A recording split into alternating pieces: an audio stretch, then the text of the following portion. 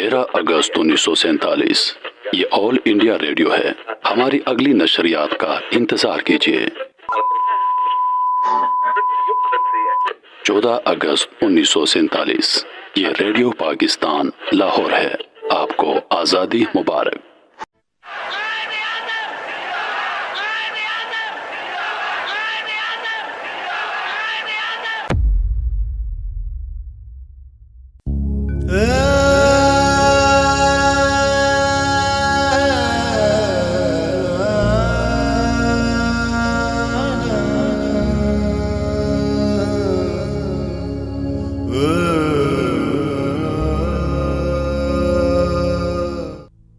मैं तुम्हें उस दौर की किस्सा गोई सुनाने बैठता हूँ जिस दौर की हवाएं आज भी तारीख के औराक में सरगोशियाँ करती हैं।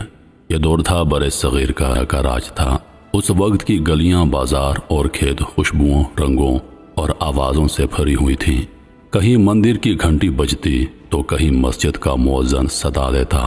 बच्चे कच्चे बूढ़े जवान सभी अपने अपने धंधों में मशगूल थे, मगर इन रंगीन फिजाओं के पीछे एक ऐसी छुपी हुई कैफियत थी जिसे देखने वाले कम और समझने वाले और भी कम थे। 19वीं सदी के शुरू में ईस्ट इंडिया कंपनी ने तिजारत के बहाने से दर दर पांव पिसारे और ये पैर ऐसे जमने लगे कि एक दिन आया जब पूरा बरे सगीर उनके कब्जे में चला गया। शुरू में तो उन्होंने मकामी राजाओं और नवाबों को साथ मिलाया, मगर बाद में उनकी नीयत बदल गई। ज़मीनों पर टैक्स, खेतों के अनाज पर काबू और लोगों के रोज़मर्रा के मामलात में मुदाखलत, ये सब पड़ने लगा। उस वक्त हिंदू और मुस्लिम बहुत सी जगहों पर साथ साथ रहते थे। एक ही बाजार में दुकान लगती, एक ही नदी के पास कपड़े धुलते और एक ही मेले में सब शिरकत करते। लेकिन दीन, कल्चर और समाजी निज़ाम के फ़र्क आहिस्ता आहिस्ता दिलों में फासला बढ़ाने लगे। कुछ तारीख़ी वाक़यात जैसे 1857 की जंग आज़ादी ने इन फासलों को और गहरा कर दिया। 1857 की जंग आज़ादी यह वो लम्हा था जब हिंदू और मुस्लिम सिपाहियों ने मिलकर अंग्रेज़ों के खिलाफ बगावत की। दिल्ली से कानपुर, लखनऊ से झांसी तक बगावत की आग भड़क उठी, मगर बदकिस्मती से यह बगावत कुचल दी गई। अंग्रेज़ों ने इसके बाद फूट डालो और राज करो की पॉलिसी को और ज़्यादा मजबूती से अपनाया। दिलों में शक और दूरियां बैठ गईं, जिनके बीच बाद में एक बड़े तूफान की शक्ल इख्तियार कर गए। 1857 की जंग आज़ादी के बाद बरे सगीर के मुसलमानों पर काली रात तूल पकड़ गई। अंग्रेज़ जिन्होंने इस बगावत का कसूर ज़्यादातर मुसलमानों पर डाला, उन्हें न सिर्फ सियासी तौर पर नुकसान पहुँचाया बल्कि उनकी इल्मी और मामूली ज़िंदगी के ज़राए भी कट दिए। मदारस बंद कर दिए गए, जागीरें ज़ब्त हो गईं और मुसलमान सियासी मैदान से पूरे तौर पर कट गए। इस तारीख़ी फ़िज़ा में एक शख्स उभरा, सर सैयद अहमद ख़ान। उन्होंने मुसलमानों को दिल की गहराइयों से यह पैगाम दिया, इल्म हासिल करो, क्योंकि बग़ैर इल्म के ना हम अपना माजी बचा सकते हैं, ना मुस्तकबिल के सफ़र में कामयाब हो सकते हैं। सर सैयद अहमद ख़ान ने अलीगढ़ में मुसलमानों के लिए नई तालीमी बुनियाद डाली, जिसे बाद में अलीगढ़ मुस्लिम यूनिवर्सिटी का रूप मिला। उन्होंने अंग्रेज़ हुकूमत से तसादुम के बजाय इस्लाह और मुताबकत का रास्ता इख्तियार किया। सर सैयद के जहन में एक बात साफ थी, हिंदू और मुस्लिम दो अलग कौमें हैं, उनके दीन, तहजीब, तारीख़ और माशरत बहुत मुख्तलिफ हैं। उन्होंने एक जगह कहा, हिंदू और मुसलमान दो पानी के नहरें हैं जो एक दूसरे के साथ सफ़र तो कर सकते हैं मगर कभी मिल नहीं सकते। ये जुमला उस दौर के अखबारात और तहरीरों में काफ़ी शोहरत पकड़ गया। ये वो बुनियादी ख्याल था जिसने आगे चलकर दो कौमी नज़रिए की शक्ल इख्तियार की। 19वीं सदी के आखिरी हिस्से में हिंदू बरादरी ने इंडियन नेशनल कांग्रेस की बुनियाद रखी, मगर मुस्लिम रहनुमाओं को महसूस हुआ कि उनकी आवाज़ उस जमात में दब जाएगी। इस फिक्र ने 1906 में ढाका में ऑल इंडिया मुस्लिम लीग के क़याम को जन्म दिया। मुस्लिम लीग का मकसद था मुसलमानों के हुकूक का तहफ़्फ़ुज़ और उनकी सियासी आवाज़ को एक मुनज़्ज़म शक्ल देना। मुस्लिम लीग ने पहले अंग्रेज़ हुकूमत के साथ एक पुरअमन ताल्लुक़ कायम रखने की कोशिश की ताकि मुसलमान तालीमी और माशी मैदान में पीछे न रहें, मगर वक्त के साथ साथ कांग्रेस की पॉलिसियों और हिंदू अक्सरियत के गलबे के अंदेशे ने मुस्लिम लीग को एक मजबूत और मुस्तकिल सियासी कुव्वत में तब्दील कर दिया। जैसे जैसे बरे सगीर के मुसलमान सियासी शऊर की राह पर आगे बढ़ने लगे, वैसे ही हालात की आंधियां भी तेज होने लगी। ये आंधियां कभी उम्मीद का पैगाम लाई और कभी मायूसी के बादल। انہی دنوں میں چند بڑے واقعات پیش آئے جنہوں نے تاریخ کا دھارا ہی بدل دیا۔ 1905 میں برطانوی وائسرائے لارڈ کریزن نے بنگال کو 2 حصوں میں تقسیم کرنے کا اعلان کیا۔ ایک طرف مشرقی بنگال جہاں مسلمانوں کی اکثریت تھی اور زبردست احتجاج کیا، جلوس نکلے اور سوادیشی تحریک شروع ہوئی جس میں برطانوی اشیاء کا بائیکاٹ کیا گیا۔ اس تحریک میں کئی بار مسلمان تاجروں اور ہندو مظاہرین میں جھڑپیں ہوئیں اور دونوں طرف زخمی اور جاں بحق ہونے والے بھی تھے۔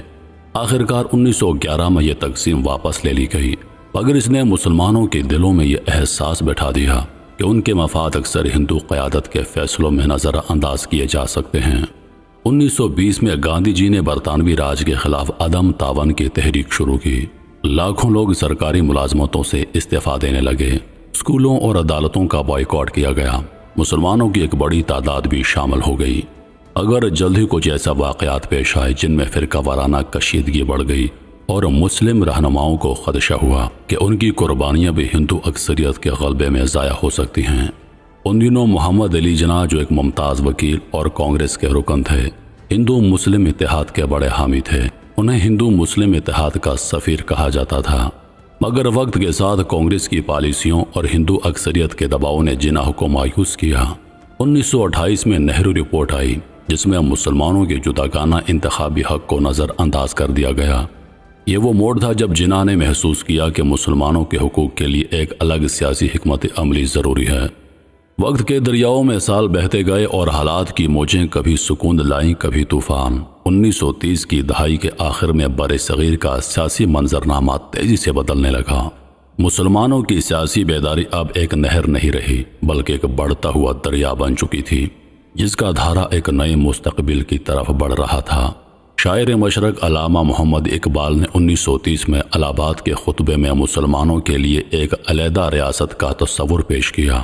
ان کے الفاظ تھے، میں چاہتا ہوں کہ پنجاب، سرحد سندھ اور بلوچستان کو ملا کر ایک ریاست بنائی جائے جس کو خود مختاری حاصل ہو۔ یہ بات اس وقت محض ایک تصور تھی مگر یہ مسلمانوں کے دل میں امید کا چراغ روشن کر گئی۔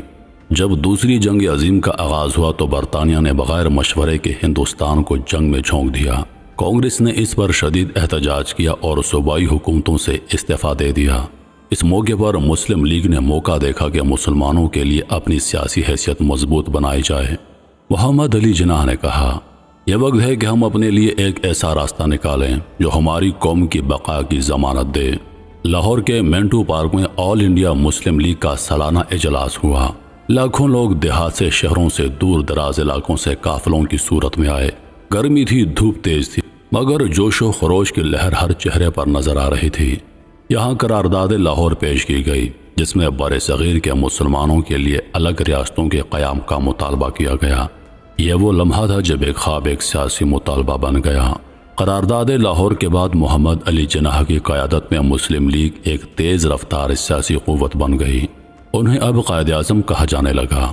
جناح کی سیاسی حکمت عملی، ان کی قانونی مہارت اور ان کا عزم مسلمانوں کو یہ یقین دلانے لگا کہ علیحدہ ریاست کا خواب حقیقت بن سکتا ہے۔ کانگریس چاہتی تھی کہ آزادی کے بعد ایک متحدہ ہندوستان بنے، مگر مسلم لیگ اس بات پر ڈٹی رہی کہ مسلمانوں کی ایک الگ ریاست ضروری ہے۔ مذاکرات کے کئی دور ہوئے مگر نتیجہ نہ نکل سکا۔ دونوں طرف سے اخبارات میں بیانات کا تبادلہ ہوا، ہر اپنے ساتھ ایک غیر معمولی ہوا لے کر آئی۔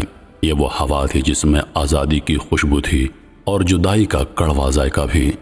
برسوں کی کشمکش کے بعد برطانیہ نے اعلان کیا کہ وہ ہندوستان چھوڑ کر جا رہا ہے، مگر سوال یہ تھا کہ وہ کس شکل میں جائے گا۔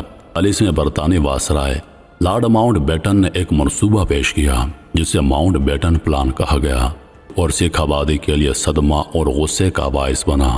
سر سیرل ریڈ کلف جو برطانیہ سے پہلی بار ہندوستان آئے تھے، ان کو یہ ذمہ داری دی گئی کہ وہ دونوں ملکوں کے درمیان سرحد کھینچیں۔ ان کے پاس یہ کام مکمل کرنے کے لیے محض 5 ہفتے تھے۔ انہوں نے نقشے دیکھے، آبادی کے اعداد و شمار کا جائزہ لیا، مگر اتنے بڑے فیصلے کے لیے وقت بہت کم تھا۔ کئی گاؤں اور قصبے ایسے تھے جہاں ہندو اور مسلمان صدیوں سے ساتھ رہتے تھے، مگر ایک لکیر نے سب کچھ بدل دینا تھا۔ گاؤں گاؤں، شہر شہر لوگ سر جوڑ کر بیٹھے تھے۔ کئی مسلمان اپنے رشتہ داروں کو کہہ رہے تھے، بھائی ہمیں پاکستان جانا ہوگا، یہ شہر اب ہمارے لیے محفوظ نہیں رہے گا۔ اور کہیں ہندو اور سکھ خاندانوں میں بات ہو رہی تھی، ہمیں اپنا سب کچھ چھوڑنا پڑے گا اگر ہم ہندوستان میں ہی بسیں گے۔ یہ فیصلے آسان نہ تھے، کیونکہ اس کا مطلب تھا زمین، گھر، کھیت، دکان اور کئی نسلوں کی یادیں چھوڑ دینا۔ کئی لوگ قافلے تیار کرنے لگے، بیل گاڑیاں، گھوڑا گاڑیاں اور پیدل سفر کرنے والے لوگ سب اپنے اپنے ساتھ برتن، بستر اور بس اتنا سامان لے جا رہے تھے جتنا اٹھایا جا سکتا تھا۔ جیسے جیسے آزادی کا دن قریب آتا گیا، فسادات اور حملوں کی خبریں بھی بڑھنے لگیں۔ کہیں ریلوے اسٹیشن پر مسافروں پر حملہ، کہیں گاؤں میں لوٹ مار ہوئی۔ دونوں طرف کے لوگ خوف اور بے یقینی میں مبتلا تھے۔ یہ وہ لمحے تھے جب آزادی کے خواب کے ساتھ خون کی لال لکیریں بھی ابھرنے لگیں۔ آزادی کا سورج آخرکار 14 اور 15 اگست 1947 کو طلوع ہوا۔ ایک طرف لوگ خوشی سے نعرے لگا رہے تھے، سبز ہلالی پرچم اور ترنگا فضا میں لہرا رہے تھے، مگر دوسری طرف زمین پر خون کے دھبے گہرے ہو رہے تھے۔ وہ لکیر جو کاغذ پر کھینچی گئی تھی اب گلیوں اور کھیتوں میں انسانوں کے لہو سے رنگی جا رہی تھی۔ لاکھوں لوگ اپنے گھروں سے نکلے، مرد، عورتیں، بچے، بوڑھے، سب اپنے کندھوں پر بستر، ہاتھوں میں برتن اور دل میں خوف لیے ہوئے۔ بیل گاڑیاں سامان سے بھری تھیں اور ان کے پیچھے پیچھے لوگ پیدل چل رہے تھے۔ کئی عورتیں اپنے بچوں کو سینے سے لگائے چلتی تھیں، جیسے یہ واحد خزانہ ہے جو وہ بچا سکتی ہیں۔ ایک معمر شخص قافلے والوں سے بھر گئے، لوگ پلیٹ فارم پر بیٹھے ہوتی تھی اور ان میں کوئی زندہ نہیں ہوتا تھا، تو بدلے میں دوسری طرف سے بھی ظلم کا طوفان آتا۔ گھروں کو آگ لگائی جاتی، کھیت جلا دیے جاتے اور بے گناہ انسان صرف اپنے مذہب کی بنیاد پر مار دیے جاتے۔ ان فسادات میں سب سے زیادہ معصوم بچے متاثر ہوئے۔ یہ المیہ صرف ایک طرف کا نہ تھا، پاکستان آنے والے قافلوں میں مسلمان خون اور آنسو بہا رہے تھے، اور ہندوستان جانے والے قافلوں میں ہندو اور سکھ بھی اسی درد سے گزر رہے تھے۔ ایک طرف لاہور کی گلیوں میں مہاجرین کے خیمے لگتے تو دوسری طرف امرتسر میں بھی مہاجرین بھوک اور پیاس سے تڑپ رہے تھے۔ کہا جاتا ہے کہ اس ہجرت میں تقریباً 1 کروڑ سے زیادہ لوگ اپنے گھروں سے بے گھر ہوئے اور 10 سے 15 لاکھ تک جانیں ضائع ہوئیں۔ لاکھوں عورتیں بیوہ ہو گئیں، بچے یتیم ہوئے اور کئی خاندان ہمیشہ کے لیے بچھڑ گئے۔ آخرکار جب خون کی ندیاں کچھ سوکھ گئیں تو سرحد کے دونوں طرف ایک خاموشی پھیل گئی، مگر یہ خاموشی سکون کی نہ تھی، یہ وہ خاموشی تھی جو طوفان کے بعد ملبے پر چھا جاتی ہے۔ دل زخمی تھے اور آنکھوں میں وہ منظر ہمیشہ کے لیے قید ہو گئے تھے۔ بالآخر تقسیم کا فیصلہ نافذ ہو چکا تھا۔ سرحد کے ایک طرف پاکستان اور دوسری طرف ہندوستان، دونوں نے ایک ہی دن، ایک ہی لمحے میں اپنی پیدائش کا اعلان کیا۔ لیکن ان نوزائیدہ مملکتوں کا پہلا سانس بھی آسان نہ تھا۔ مہاجرین کے قافلے ابھی بھی رواں دواں تھے، کہیں بیل گاڑیاں، کہیں پیدل لوگ، کہیں ریل کے پٹڑی پر چلے جا رہے تھے۔ لیکن اب جو پہنچ گئے ان کے سامنے ایک نیا امتحان تھا، بے گھر ہونے کا قرب۔ لاہور، امرتسر، دہلی، کراچی، لدھیانہ، ان شہروں کے کئی محلے اچانک ویران ہو گئے۔ کسی محلے میں مسلمان گھر چھوڑ گئے اور ہندو یا سکھ خاندان آ گئے، کہیں ہندو اور سکھ گھر چھوڑ اور مسلمان مہاجرین نے ڈیرے ڈال دیے۔ مگر گھروں کے اندر کی دیواریں، فرنیچر اور صحن میں لگے پودے سب خاموش گواہی دے رہے تھے کہ یہاں کل تک کوئی اور بستا تھا۔ پاکستان کے حصے میں آنے والا سرکاری ڈھانچہ بہت کمزور تھا، دفاتر خالی، فائلیں ادھوری اور کئی سرکاری اہلکار ہندوستان میں رہ گئے تھے۔ ہندوستان میں بھی نئے نقشے کے مطابق کئی ادارے دوبارہ منظم کیے جا رہے تھے۔ دونوں طرف افسران دن رات کام کر رہے تھے، لیکن مسائل کا سیلاب اتنا بڑا تھا کہ کسی کو چین نہ تھا۔ ہجرت کر کے آنے والے کئی لوگ رات کو خواب میں اپنے پرانے گاؤں دیکھتے۔ ایک بزرگ دہلی سے لاہور آئے تھے، رات کو مسجد کے باہر بیٹھے دھیرے سے رونے لگے۔ کسی نے پوچھا، حاجی صاحب خیریت ہے؟ وہ بولے، خیریت بیٹا، خیریت وہاں رہ گئی جہاں میرا بچپن، میرے دوست اور میرے والدین کی قبریں ہیں۔ یہاں ہم زندہ تو ہیں مگر آدھے رہ گئے ہیں۔ نہ صرف مسلمان بلکہ ہندو اور سکھ خاندان بھی اپنے پیارے گنوا بیٹھے۔ امرتسر کے ایک سکھ بزرگ لاہور سے آنے والے اپنے دوست کو یاد کر کے آنکھیں نم کر لیتے۔ وہ میرا یار تھا، ہم نے ایک ساتھ کھیتوں میں کام کیا، ایک ساتھ کھانا کھایا۔ آج وہ پاکستان میں ہے اور میں یہاں، اور شاید ہم کبھی دوبارہ نہ مل سکیں۔ نئی آزادی، نئے جھنڈے اور نئے نقشے کے باوجود لوگوں کے دلوں پر ہجرت کے زخم تازہ تھے۔ یہ وہ دور تھا جب دو قومیں الگ تو ہو گئیں، مگر ایک دوسرے کی یادیں، چہروں کی مسکراہٹیں اور بچھڑنے کے آنسو ان کے ساتھ رہ گئے۔